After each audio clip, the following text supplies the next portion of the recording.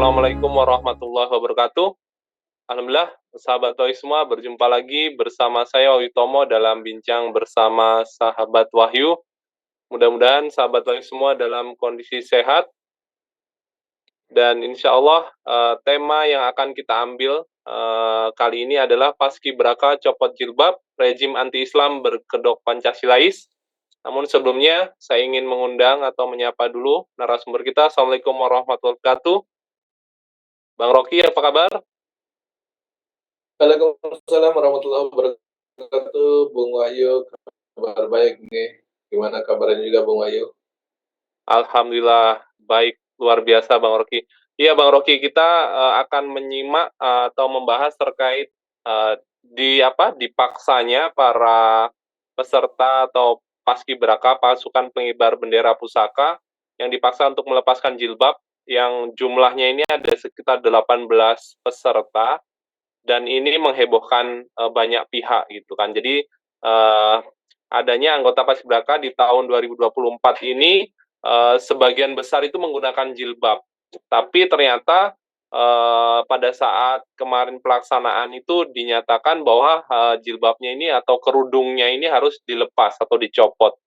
Nah, dari pihak BPIP Yudian mengatakan bahwa calon paskibraka yang mengikuti seleksi ini menandatangani surat pernyataan di atas materai 10.000 dan salah satunya tentang aturan tata pakaian. Jadi Yudian mengatakan bahwa aturan tersebut tertuang dalam surat keputusan Kepala BPIP nomor 35 tahun 2024 tentang standar pakaian atribut dan sikap tampang paskibraka. Nah, kira-kira apa tanggapan Bang Rocky? Karena saya lihat hampir seluruh elemen masyarakat, bahkan MUI pun ini menentang aturan ini, Bang Rocky.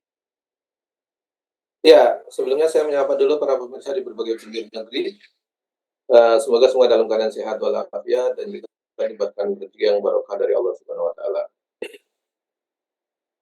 Nah, kalau kita lihat peristiwa tersebut, terutama kasus yang terjadi menimpa adik-adik kita para paskibraka, anggota paskibraka 2024 ini, itu memang awalnya terjadi polemik yang cukup besar. Siapa yang paling bertanggung jawab yang membuat adik-adik kita itu akhirnya yang menggunakan kerudung ataupun menggunakan jilbab harus dilepas gitu. Ternyata ada pengakuan klarifikasi dari Ketua BPIP langsung, dan ternyata berdasarkan keputusan atau surat peraturan BPIP itulah yang membuat mereka bahkan mendatangi surat bermaterai untuk mengikutinya, yang salah satu poinnya yang mereka tidak mengikutinya harus melepaskan jilbabnya atau kerudungnya. Nah, ini suatu keprihatinan kita. Mestinya negara ini melindungi segenap bangsa, kemudian menjaganya dan mendorong adik-adik kita, terutama yang anggota paskibraka itu menampilkan kebinekaan kita, keberagaman kita. Bahwa ternyata ada yang muslim yang tidak pakai yang harus pakai hijab atau pakai kerudung, ada yang tidak pakai kerudung kalau yang lain. Nah, saya pikir itu bentuk keragaman kita dan alasan kenapa harus dibuka dengan dalih bahwa untuk keseragaman. Ini menandakan bahwa BPIP sendiri tidak memahami konsep yang sesungguhnya bagaimana menjaga keragaman kita. Dan yang paling penting bukan itunya. Yang paling penting kita bisa melihat di situ ada mens rea atau niat jahat di situ. Di mana letak niat jahatnya? Ada upaya tersistematis mengeluarkan aturan gitu dari kepala BPIP itu sendiri yang merubah tradisi lama ataupun kebiasaan bahwa memang orang pakai kerudung tidak ada masalah. Sepanjang ini kan tidak ada persoalan tuh orang paskibraka pakai kerudung, pakai hijab. Ini justru di tahun ini ingin menampakkan di akhir-akhir masa jabatan rezim ini menampakkan perubahan yang signifikan, menampakkan dia anti terhadap jilbab, anti terhadap ajaran Islam, dan anti kebinekaan yang pasti di situ. Dan kita melihat bukan persoalan sekedar dia mengidap Islamofobia ketakutan terhadap Islam dan ajaran-ajarannya, dia sudah sampai kepada level membenci dan bahkan anti. Indikasinya apa? Dia membuat bukan sekedar ucapannya saja yang tidak ingin ada orang menggunakan hijab atau patuh terhadap ajaran agama, dia bahkan mengeluarkan aturan. Jadi bukan sekedar perkataan, tapi sudah mengeluarkan aturan, menggunakan kewenangannya untuk membuat aturan dan memaksa orang yang mengikuti aturan itu. Dipaksa menandatangani materai 10.000 itu kan kalau dibilangnya dia. Nah, itu menandakan bahwa dia sudah menggunakan ucapannya, kewenangannya, tindakannya untuk menunjukkan bahwa dia memang benci dengan syariat Islam, terutama jilbab tadi, sehingga orang harus dibuka. Berlaku kepada para anggota Paskibraka tahun 2024. Dan ini sebenarnya bukan persoalan dari Ketua BPIP itu sendiri. Jadi kalau selama ini yang diserang ataupun ditunjuk sebagai biang keladinya atau biang keroknya adalah Kepala BPIP, saya melihatnya bukan sekedar Kepala BPIP. Ini sudah sampai kepada level rejim. Ukurannya apa? Ukurannya kalau memang itu kesalahannya BPIP dan itu tidak disukai oleh rejim ini, tentu dia akan dipanggil oleh pimpinannya, yaitu Presiden, dalam hal ini atasan langsungnya. Nah, ternyata kan Presiden tidak mempersoalkan itu. Ya, kalau tidak ada komplain ya? Tidak ada. Kalau memang itu dianggap keliru, salah, dan bahkan membuat kegaduhan dan dianggap ini tidak sesuai dengan norma-norma yang ada sehari ini atau dianggap melecehkan ajaran Islam yang berupa jilbab, ya dia harusnya dipanggil oleh Pak Jokowi. Bukan sekedar dipanggil, harus dipecat itu. Gitu. Ini sekedar dipanggil aja tidak, sekedar dikoreksi pun tidak. Berarti memang ini bukan persoalannya hanya di Kepala BPIP Pak Yudian saja, tetapi ada yang lebih serius lagi yang mengangkatnya. Siapa yang mengangkatnya, yang melantiknya, yaitu Presiden. Presiden yang mengontrolnya. Dalam hal ini berarti Presiden menyetujui persoalan-persoalan seperti itu. Oleh karena saya berkesimpulan ini menunjukkan bahwa ini sudah sampai level rejim. Karena dia kategorinya sebagai lembaga, kepala pimpinan lembaga, kemudian di atas ada atasan langsungnya di bawah Presiden, dan Presiden tidak mengoreksinya, Presiden tidak menghukumnya. Kecuali kalau Presiden menganggap, wah ini saya tidak setuju dengan itu kok, dia melakukan itu, harus dipanggil. Kalau enggak, pecat, kan gitu posisinya. Dan kita tahu, siapapun yang diangkat dalam pejabat rejim ini kan pasti di-scanning itu. Dia anti-Islam, atau dia radikal, atau dia terpapar sekuler radikal, kan pasti dicek sama dia. Tidak semua orang yang bisa menjabat di situ, kepala pimpinan-pimpinan badan atau pimpinan lembaga negara, kan tidak bisa semua orang semua menjabat situ. Semua kan pasti di-scanning sama mereka. Dan ternyata kan tentu orang-orang yang setuju dengan mereka. Nah, ini oleh karena itu saya anggap bahwa ini bukan sekedar keputusan atau peraturan dari Kepala BPIP atau Pak Yudian, tetapi ini bagian dari tindakan rejim yang tadi dalam konteks ini melecehkan ajaran Islam terutama jilbab, dan juga dalam kategori sampai kepada level bukan sekedar ucapan, tapi sudah sampai kebijakan dan bahkan tindakan, sehingga sudah nyata mereka tidak menggunakan hijab lagi dan melepas hijabnya ketika pelantikan sebagai anggota Paskibraka. Nah, ini menunjukkan bahwa ini bukan kebijakan dari Kepala BPIP sendiri, tapi sudah kebijakan rejim. Dan tidak salah kalau kita membuat judul tadi bahwa dicopotnya Paskibra itu sampai copot jilbab itu bukti dari rejim yang zalim, rejim yang anti-Islam, rejim yang berkedok Pancasilais. Saya pikir mereka yang suka teriak-teriak saya Pancasila dan seterusnya, kok melakukan tindakan seperti itu. Saya pikir ini bukan persoalan pribadi Pak Yudian saja, tapi ini sudah melibatkan sebagai posisi kebijakan rejim. Kecuali kalau pribadi Pak Zulian saja, pasti dia dipanggil dan dipecat. Tapi atau bahkan BPIP-nya akan dibubarkan. Mungkin bernasib seperti sama yang lain. Tapi faktanya kan tidak. Jadi ini yang perlu kita koreksi, bahwa tidak sekedar persoalan oleh personal Pak Yudian sebagai kepala BPIP, tapi sudah sampai kepada ini rejim yang anti-Islam, dia zalim, dan dia anti-Islam berkedok Pancasilais. Begitu Bung Wahyu.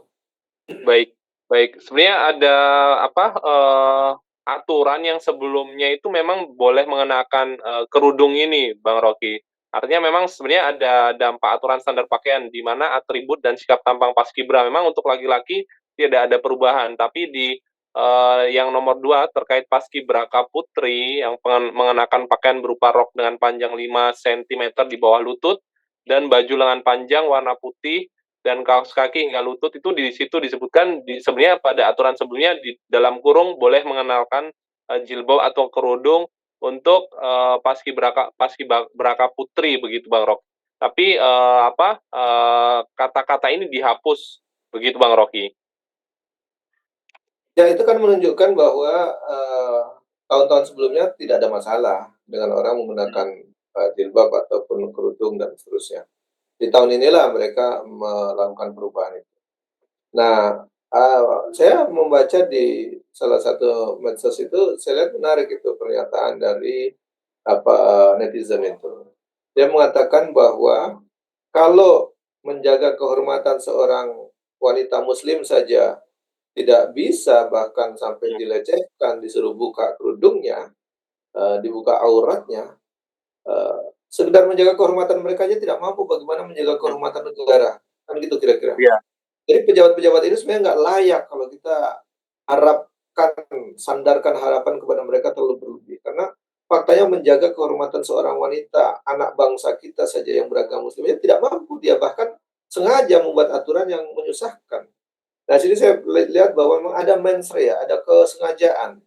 Kalau tidak sengaja itu aturan yang lama berlaku, dia mungkin tidak sengaja, di ada yang lepas hijab dan seterusnya itu tidak sengaja. Kalau sekarang kan ada sengaja perubahan aturan kebijakan itu.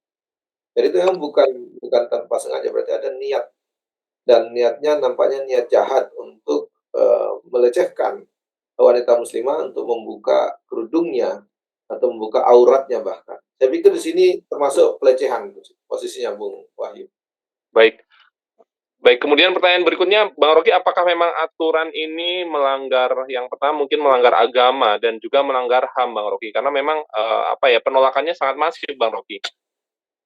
Ya kalau agama sudah jelas ya, sampai kita lihat bahwa ajaran agama dalam hal ini kan mendidik orang bertakwa dalam hal tindakan, termasuk ucapan, termasuk amal ibadah, termasuk pakaian di situ, dalam Mmm, berpakaian. Dalam berpakaian diperintahkan dalam Islam itu menutup aurat, batasan aurat laki-laki sebatas mana, batasan aurat perempuan sebatas mana, itu kan sudah diatur. iya, Nah, bukan berarti mereka nggak ngerti, saya tahu mereka ngerti karena ini kan sudah berlaku bertahun-tahun. Nah, faktanya kok ada aturan yang meminta mereka membuka, dengan membuat aturan dirubah, apa, jilbab dibuka, kemudian, mmm, roknya dinaikkan gitu, di bawah lutut 5 senti dan seterusnya. Itu kan sengaja berarti, dengan sadar dan sengaja. Jadi secara agama sebenarnya, dengan membuka aurat itu kategori orang yang melanggar aturan tuh, mmm, haram gitu posisinya. Sebenarnya dalam aturan,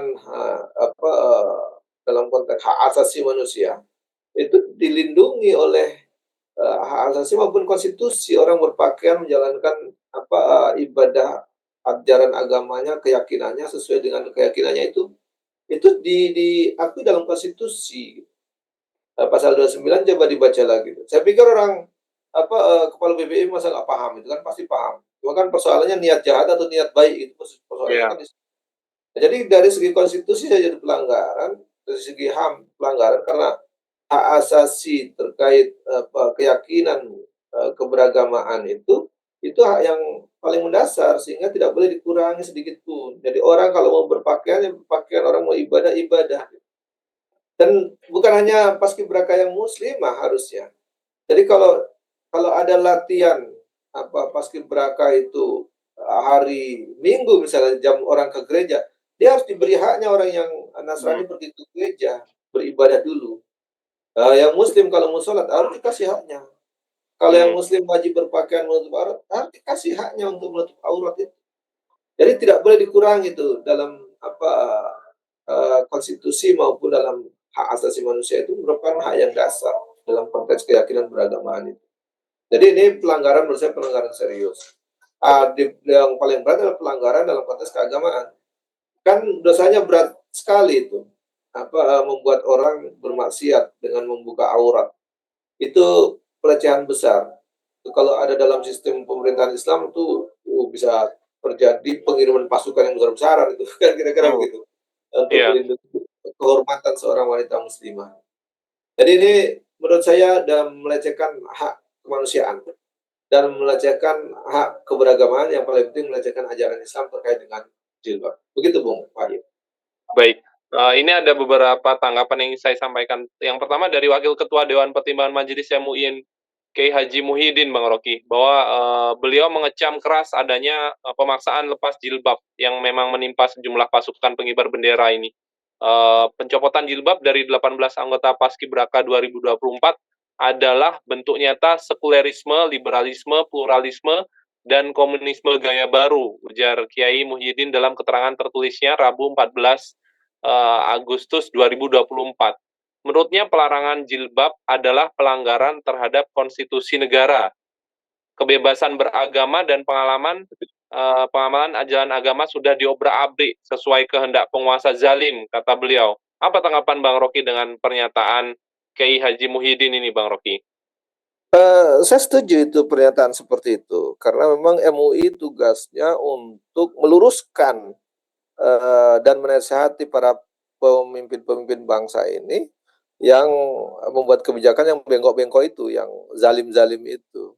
Nah, saya pikir itu, harus apresiasi MUI memberikan pernyataan begitu dan harusnya segera diluruskan kekeliruan itu.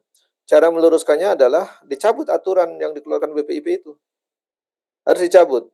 Kemudian tidak boleh dilaksanakan, setelah dicabut tidak boleh dilaksanakan. Yang kedua, harus dievaluasi. Berarti kepala BPIP-nya melakukan pelanggaran serius terhadap hak asasi, terhadap konstitusi. Mestinya harus ada punishment, ada hukumannya, minimal dicopot, ganti. Kalau perlu BPIP dibubarin, ngapain menggunakan uang rakyat tapi kerjanya hanya untuk menyakiti hati rakyat.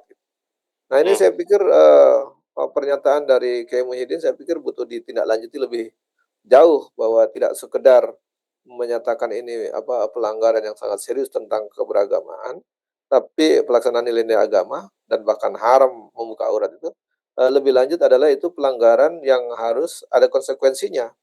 Aturannya harus dicabut, tidak boleh dilaksanakan lagi, dan harus diberi hukuman pihak yang membuat aturan itu maupun dipecat kalau perlu itu. Nah, saya pikir itu, Bung Wahyu.